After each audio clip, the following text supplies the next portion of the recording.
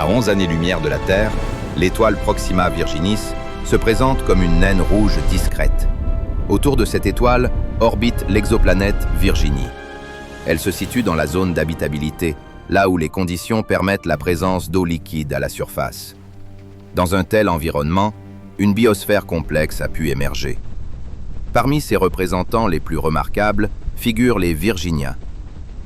À l'approche de la période de reproduction, ces créatures convergent vers les grands lacs de la planète. Sur leur dos, leurs gonades ont gonflé au terme de plusieurs semaines de maturation.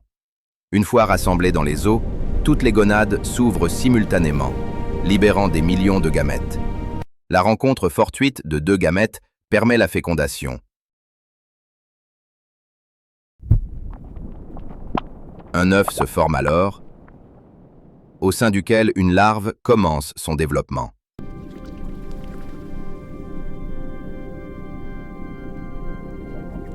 Ces millions d'œufs et de larves constituent une proie facile pour de nombreux prédateurs aquatiques.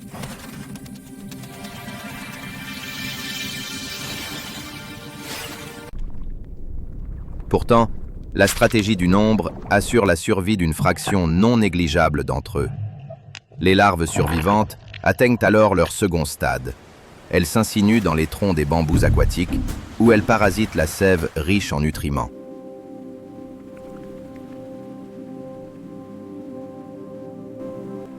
À ce stade, leur destin reste étroitement lié à celui de leur hôte végétal, et les prédateurs ne manquent pas. Mais un atout majeur apparaît. Le jeune Virginien acquiert la capacité d'émettre et de recevoir des ondes électromagnétiques. Il peut ainsi communiquer avec les adultes, alertant notamment sur un danger. Pour les Virginiens, cette forêt de bambous aquatiques revêt un caractère sacré.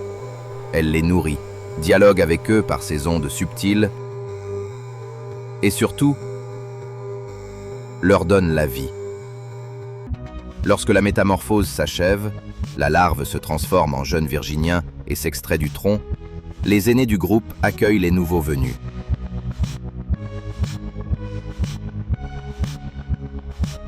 Ceux-ci viennent alors renforcer les effectifs des troupeaux, perpétuant ainsi le cycle sur cette exoplanète lointaine.